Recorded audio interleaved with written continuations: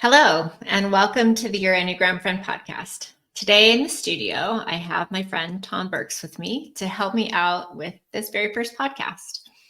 Tom's a seasoned podcaster, so I thought it'd be fun to have him on here with me. But the twist for today is not that I'm going to interview Tom, but that Tom's going to interview me. And we're going to talk about why I'm doing this podcast, the vision behind it, and what I hope becomes of it. We'll also talk a little bit about the Enneagram, but mostly this is going to be an opportunity for you all to get to know me a little bit better. The point is that I want to be friends. And friendship is a relationship, and relationship means that we know something about one another. So here we go. Let me introduce Tom Burks. Hi there. Wendy, thank you so much for inviting me to be a part of this kickoff. I'm excited for you. I'm excited about this episode, but I'm also excited to see how this whole thing develops. So thanks a lot. Appreciate it. I appreciate you being here. It's my pleasure. So why don't we start? Tell us a little bit about who you are, like your family, your background, and let's start there. Yeah. So I'm married. My husband is Josh. We've been married 23 years, coming up here in a couple of months. Fantastic. And we have 3 kids and 1 bonus kid, and our little bonus grandbaby, Alice. We live in Yuma, Arizona, and have been here for 18 years now. We thought we'd be here for 2. We're a military family. So coming here, we thought we'd be here for a couple of years, and we just never left. So before coaching, I worked for the Marine Corps. I was an executive assistant protocol officer for the aviation schoolhouse. And I have a background in fitness. So I was a jazzercise instructor for 15 years. I owned a yoga studio for a period of time. I've always had my hand in something. Right. You're always doing something. So yeah, it's a little bit about me and my family. Yeah. You gotta answer the question. What's a bonus kid? Like that, you can't just let that one fly. What's a bonus kid? Laura isn't biologically our child, but she is my cousin's daughter, and she's just always been really special to us. So we just call her bonus kid. Yeah, I think a lot of us have family members like that are maybe not traditional biological family, but they fit in just like family. So right. So what do you like to do for fun, Wendy? Like when you're not coaching or when you're not doing family stuff, what's your kind of fun outlet? Well, I really like being active. So anytime I can get out and hike, or I love to go to the beach. It's my favorite place to be. But I also love to cook and I love to bake. I love to read. So you'll always find me with a book somewhere. And I also like to dance. I am still dancing. I take a tap class every Thursday night. All right. Such a fun thing to do with my friends there. And yeah. Well, great. Now, Wendy, you and I have known each other for all of those 18 years that you've been here in Yuma. And so much so that our sons are best friends and have been most of their lives. And so the challenge question for you is, what one thing can you tell me that I don't know about you? Yeah, this was a challenge question. When you messaged me and you're like, I'm going to ask you this, I was like, oh man, I've really got to think about that one. So I think I've come up with one that you don't maybe know. In my early 20s, I was on a competitive speed skating team. No way. That's awesome. And I haven't thought about that in years and years. And I was like, okay, that's, first of all, interesting. And I don't think Tom knows about that. I did not know about that. I actually didn't know you were back taking tap. I knew you're a dancer, of course, but I didn't know you were back in class. So that's really cool. Are you enjoying it? I love it. It's so much fun. That's cool. Well, let's get into the point of the pod. This is an Enneagram podcast. And so Let's dig into like your experience with the Enneagram. When did you first get exposed or heard about the Enneagram? Yeah. So I had never even heard the word, seen the word, but there's a speaker, author. He's a Christian psychiatrist that I follow, Dr. Kurt Thompson. And Hmm. I've been reading his books for a number of years. And so I was following him on Instagram or Facebook, one of those. And he posted a link to a podcast that he had done, and it was titled Enneagram and Shame. And I was like, oh, what's that? And so I was just curious about everything that he was doing. And so I Yeah. clicked on it. And as I started to listen, it was on Typology Podcast, which is another Enneagram podcast. And I just was enamored with what they were talking about. And it turns out that he's an Enneagram 4. And also the person who was interviewing him was an Enneagram 4. So I think that they were speaking my special language that I didn't Right. know existed, and really connected with it. And then from that point, I just had to learn everything that I could about it. And it's been just since then. So if someone is new or maybe got recommended to this podcast, but they don't really know what the Enneagram is, how would you describe the Enneagram for Dummies? The Enneagram for Dummies. Okay. So it is a personality typing system. It divides people up into 9 basic personalities. But the way that I like to describe that, because you're like, oh, there's really not 9 types of people in the world. At a basic level, there's 9 types of people in the world. But the way I like to describe it is if you're, in Home Depot or Lowe's and you're looking at the paint samples, and Hmm. they're divided in primary colors, but in those Right. primary colors, there's so many shades. That Gotcha. is us. So the Enneagram highlights what not only what our strengths and weaknesses, challenges are, but why that is. So it really hits on the motivation, like what is motivating you to be the way you are in life. And Hmm. of course, that's influenced by many, many different factors, from our family of origin to our likes and dislikes that make us individual colors on that color wheel. Yeah. That's a great analogy, the 9 colors, but so many shades. Mm-hmm. I love that. Thanks. How has Enneagram helped you in your own growth and development? Yeah, it's helped me in so many ways. It's really helped me understand myself in ways I didn't understand myself before. Hmm. Um, when I first, like I said, when I first read about it or heard about it and then began to read about it, I was like, wow, so I'm not weird. Like, maybe all the things that I thought were wrong with me, maybe they're not so wrong. Mm, And so it gave me just this space to have more compassion for myself, more understanding, but also for other people. Like, oh, wait a minute, there are lots of other ways that people interpret the world around them, and it doesn't make them wrong, and it mm, doesn't make me wrong. It's just different.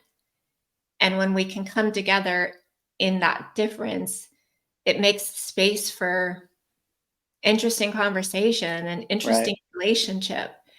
And it's profoundly influenced or affected my marriage, after 23 years, when we started to instill some of these practices and understandings into our relationship. We no longer looked at each other like, what's wrong with you?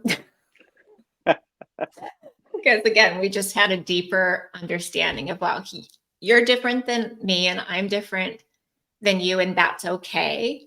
So how can we start to understand one another's language better? Mm, And when we did that, it really opened up things uh, that we hadn't been able to talk about before, or issues we just always hit a wall on. It just kind of gave us a new framework to relate with one another. That's fantastic. Yeah. Let's get a little granular. You talked about, you alluded to the fact that you're an Enneagram 4. What is that like? What's a 4? What does that mean? And maybe that'll help people new to this to understand kind of the insights that the Enneagram offers. Yeah. So if you're looking at a diagram of the Enneagram, you've got the 9 at the top, and you've got 9 at the top, and then it goes around. And so 4 is what's considered to be in the heart triad. So making me a heart type, which means that I spend a lot of time in my emotions, kind of that inward focus of like, what's happening with me. And for me, most of those emotions stay fairly deep inside. I don't share them with a lot of people, unlike other types of 4. So there's 3 types of 4s, just like every other type has 3. I know this is getting too great. Getting into some of the shading, right? I could go on and on and on about it. Yeah. We'll just stop there. 4s are pretty intense.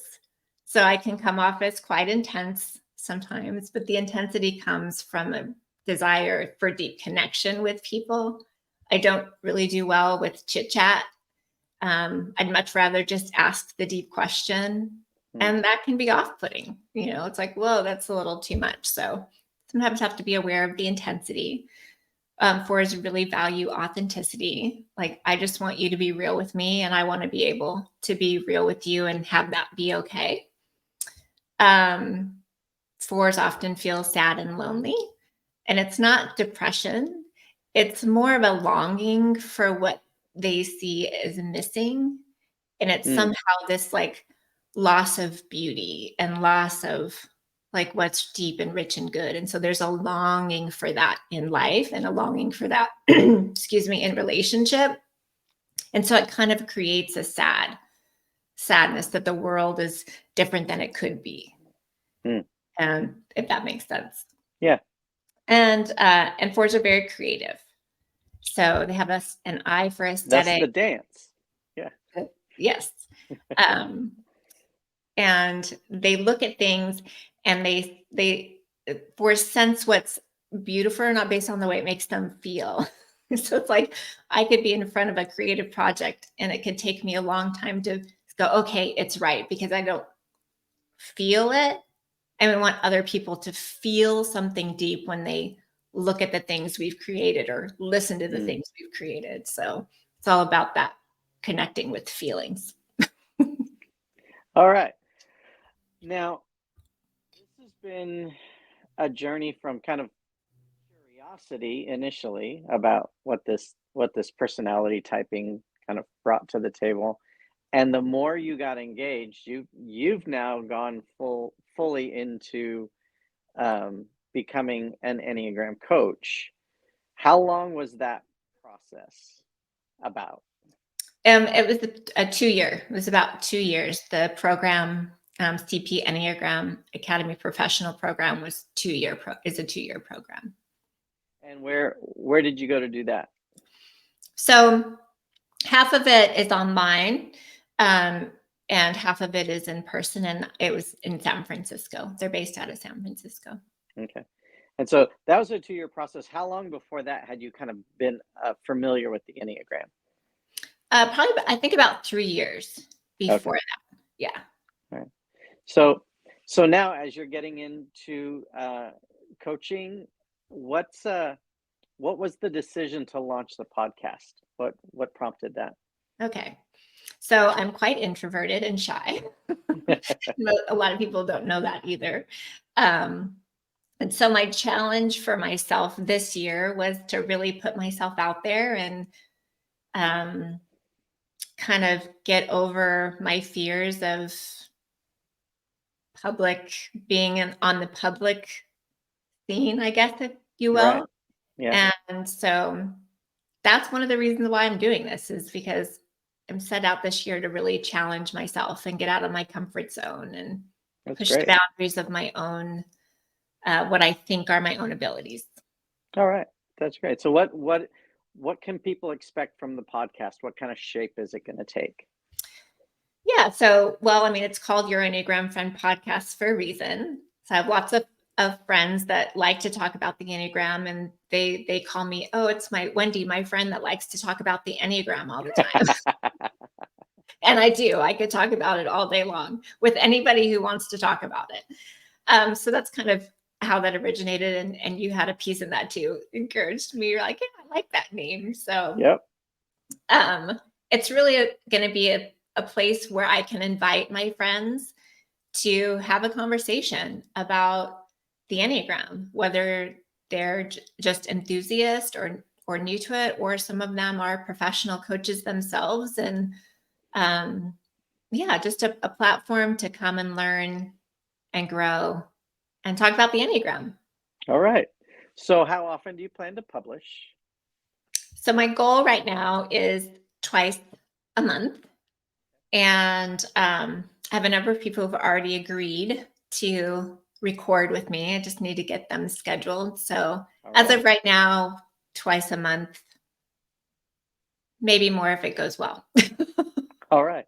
And last question that I've got, what are you hoping people will get out of this? Like what's your dream scenario of what a podcast listener might get from being an avid listener to Your Enneagram Friend?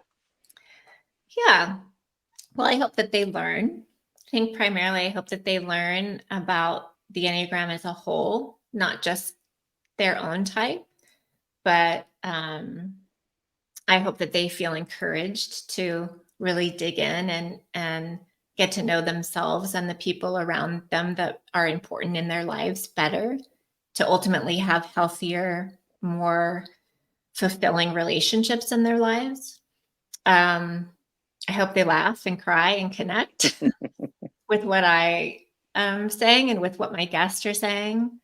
And I hope that they feel like they belong, that this is a community where everyone has a place, and they're sure that their story is worth hearing. Well, I think that's a beautiful aspiration, and I think you're just the person to pull it off.